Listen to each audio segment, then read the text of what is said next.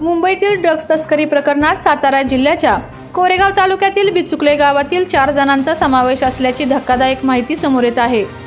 दरम्यान या चारही आरोपींचा एका राजकीय पक्षाशी संबंध असून त्यांचा आका हा एक माजी मंत्री असल्याने या प्रकरणात पोलीस यंत्रणेने सखोल चौकशी करून या तस्करी मागील खरा चेहरा जनतेसमोर आणावा अशी मागणी रयतराज संघटनेचे अध्यक्ष संदीपभाऊ शिंदे यांनी जिल्हाधिकाऱ्यांकडे निवेदनाद्वारे केली आहे। तसेच या प्रकरणातील आरोपींवर शरद पवारांच्या राष्ट्रवादीचे माजी मंत्री शशिकांत शिंदे यांचा वरदहस्त असल्याचा आरोप करत त्यांचा नामोल्लेख मात्र टाळला आहे।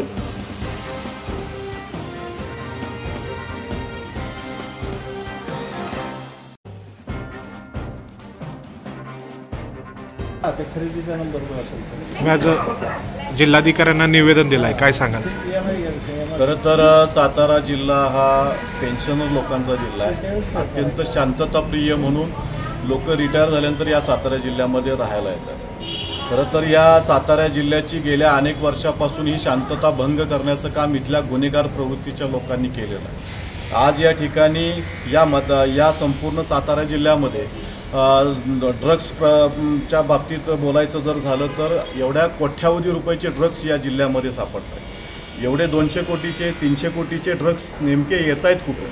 आणि जे आरोपी आहेत ते अत्यंत सामान्य कुटुंबातील आरोपी आहेत। तसं बघायला गेलं तर या बिचुकले गावचे जे काय 4 आरोपी या ठिकाणी या 200 कोटीच्या ड्रग्स प्रकरणामध्ये जे पकडलेले आहेत, खरं तर हे 4ही आरोपी सामान्य कुटुंबातले आहेत। आणि मग सामान्य कुटुंबातले ह्या आरोपी एका राष्ट्रवादीच्या शरद पवार गटाचा एक त्यातला तालुका अध्यक्ष आहे, एक त्या गावचा विद्यमान उपसरपंच आहे आणि दोन्ही कार्यकर्ते इथले माजी मंत्र्यांचे अगदी जवळचे आहेत। मग अशा पद्धतीनं इथं काम करत असताना या सामान्य कुटुंबातल्या लोकांकडे 200 कोटीचे ड्रग्स येत आहेत कुणाकडून, येत आहेत कुठून आणि यांच्या डोक्यावर कोणाचा वरदास्त आहे, अशा पद्धतीचा हा तपासाचा एक विषय आहे। दुसरा विषय या ठिकाणी सांगायचं जर म्हटलं तर काय 6 महिन्यापूर्वी बिचुकले गावामध्ये 6 महिन्यापूर्वी कोलोडी गावामध्ये एका 12 वर्षाच्या मुलीला ड्रग्स पिऊन एका गाडीने चिरडून मारलं। ती मुलगी जीवानिशी गेली। तो जो ड्रायव्हर होता तो या प्रकरणातील आरोपी हा ड्रग्स पिऊन होता, त्या गाडीमध्ये ड्रग्स होते आणि ती गाडी या ठिकाणी वाशीपर्यंत पोहोचती। या ठिकाणी तिथं जाऊन म्हणजे इथल्या पोलीस प्रशासनाच्या नाकावर या ठिकाणी जर ही गाडी जर वाशीपर्यंत जाऊन पोहोचत असेल तर खरोखरच याच्यावर आणखीन कोणाचं तरी वरदास्त आहे, म्हणूनच ही पोहोचते। मग अशा पद्धतीनं या ठिकाणी होणाऱ्या ज्या काय ड्रग्सच्या प्रकरणातील या संबंधितांकडून अशा पद्धतीनं जे काय ड्रग्सचं जाळं या जिल्ह्यामध्ये पसरत चाललेलं आहे। आज आपण बघितलं तर या ठिकाणी छोट्या छोट्या पान टपऱ्यांवर आपल्याला गांजा ओपन मिळतोय, आपल्याला भंटागोळी ओपन मिळते। अशा पद्धतीनं ही विद्यालयीन महाविद्यालयीन जी मुलं आहेत या गांजाचं आणि या भंटागोळीचं सेवन करतायत, किंबहुना ही आजची ही तरुण पिढी व्यसनाधीन होत चाललेली आहे। मग अशा पद्धतीमध्ये हे काम करत असताना पोलीस यंत्रणा कशा पद्धतीनं काम करते?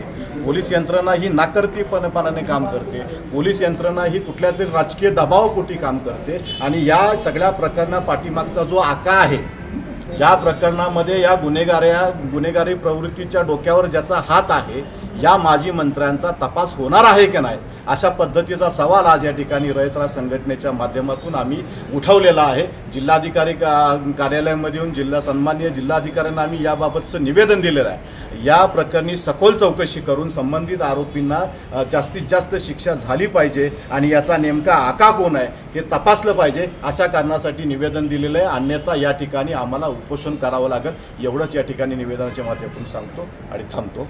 धन्यवाद। बातम्या सर्वप्रथम पाहण्यासाठी आजच सातारा न्यूजला YouTube चॅनलवर सबस्क्राईब करा, लाईक करा, शेअर करा आणि बेल आयकॉन प्रेस करायला विसरू नका।